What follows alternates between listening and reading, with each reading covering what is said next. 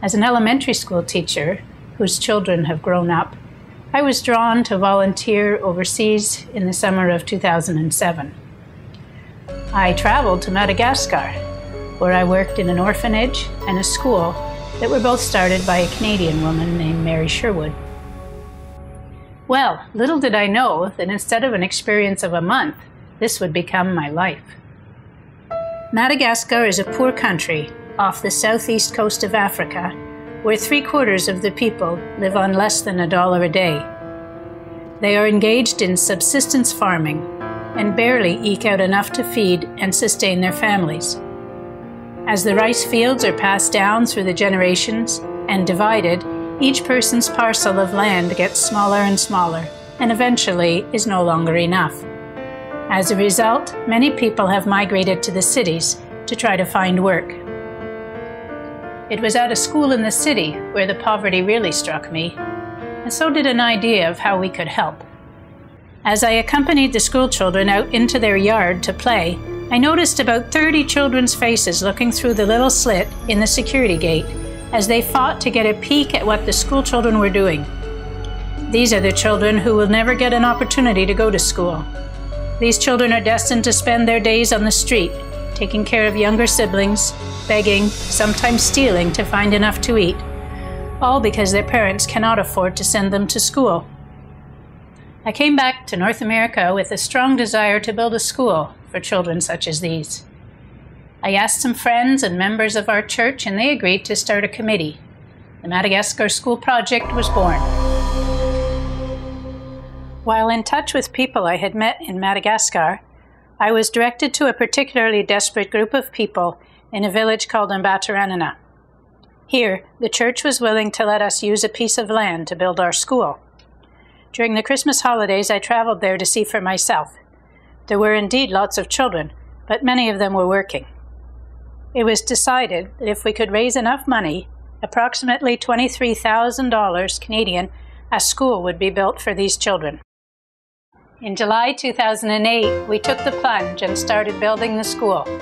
With $17,000 in the bank, we prayed that we would be able to fundraise enough to finish the school and operate Luvasu, School of Good Inheritance.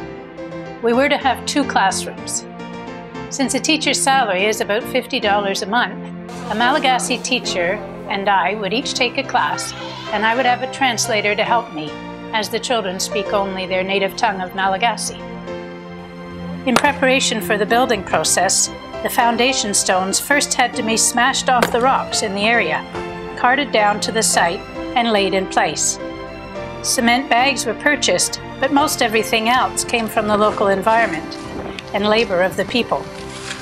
The sand needed for the cement was recovered from the streams. The bricks were made in the rice fields, and the laborers, working barefoot, ate and slept there on site for 3 months. October 14th, 2008, the school was ready.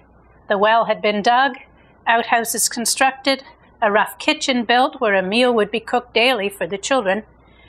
66 children were part of our school that first year. They sat in amazement and didn't dare touch the funny-looking, colorful things in the middle of their desks, known as crayons to us. But when they did, their faces lit up as they elbowed their friends to show what beautiful lines they could draw. The meal was cooked by a parent and her young 14-year-old friend every day, collecting all the food from the market 45 minutes away every Monday.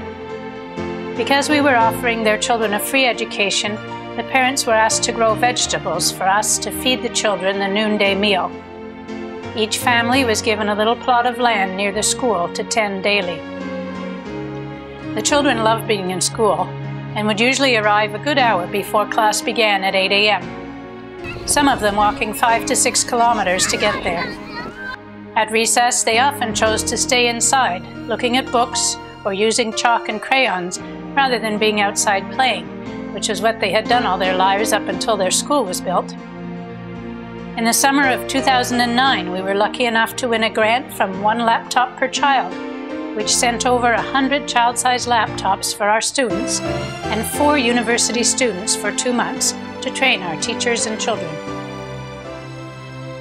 So it was that in the fall of 2009, When our first school, Louvassou, had been going for a year and running smoothly, we heard about another village, Ambouy-Brousse, that really wanted a school. The president of the township had gathered all the statistics and made a case in writing to the mayor about how they wished to have a school of their own. The dream soon to come true. Most of the children in that village did not go to school. It was an hour walk, and in the rainy season, with the mud and a hungry tummy, it was just too difficult for them to do without getting sick. The parents of these children mostly grow green onions and leave at 3 a.m. to walk the 3 to 4 hours to the town that has a market that day, each day to a different village. September 14th, 2009, the dream began to become a reality when a decision was made by the people of the Madagascar School project to build Tenequip School for the town of Ambouy-Brousse and its neighboring villages. Now, 177 children, ages 4 to 8, come to school every day and are learning to read, write, do math, as well as sing, act, play, and learn about science. In short, they are children being children. Each year we will extend the school one grade higher. One day we hope to provide these students with a high school education. These children also receive a meal a day. As well as starving off malnutrition, this lets us hire 2 cooks, buy vegetables from the farmers, thus helping the local economy. We hope that in the future we'll be able to develop gardens there too, so that school can also become more self-sustaining. Our staff of 22 are made up of Malagasy people, and 2 committees made up of local people and parents are responsible for much of the decision-making. Our board in Canada raises funds, directs materials and resources, oversees the accounting for the project, and sends a director like myself over for some months annually to plan, do teacher training, and offer whatever we can in enrichment activities for the children. Volunteers round out our ability to offer exciting learning opportunities to our teachers, students, and the local population. A wonderful and unexpected spin-off from our building the school in Ambouy-Brousse is that after being unsuccessful in trying to dig 2 wells for water, we found water 1 kilometer away in the mountains in the form of a spring. With an infrastructure of a concrete aqueduct and filter system, we have now been able to bring fresh drinking water to the village.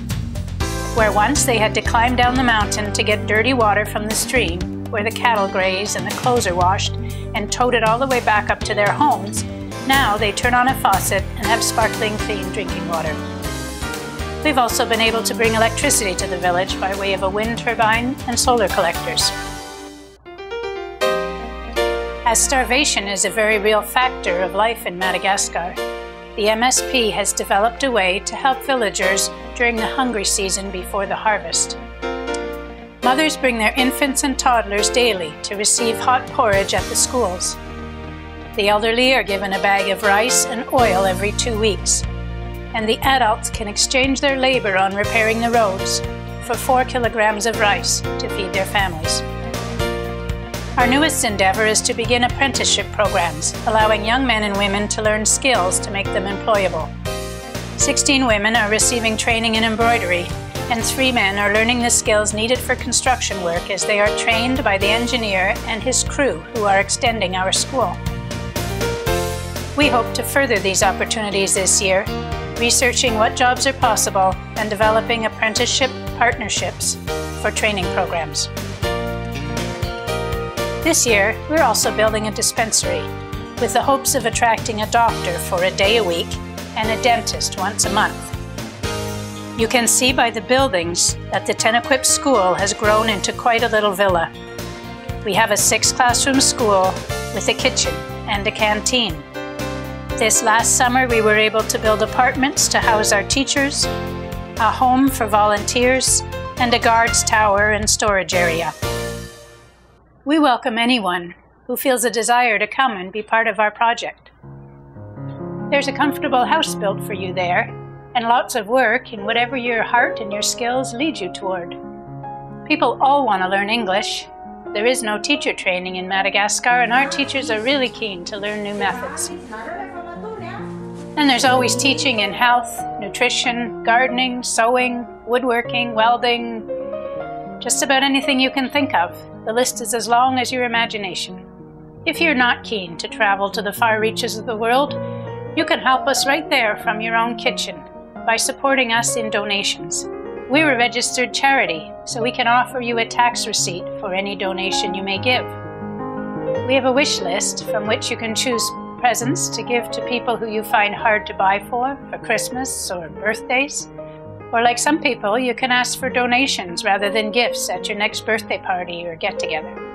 If you become a member, you'll receive a quarterly newsletter. And if you just want to follow along with interest, you can check out our website at www.madagascarschoolproject.com. It would be a really big help if you could tell your friends about our project. It might be that they too want to reach across the ocean and affect lives of children far away. A little money goes a long way in Madagascar.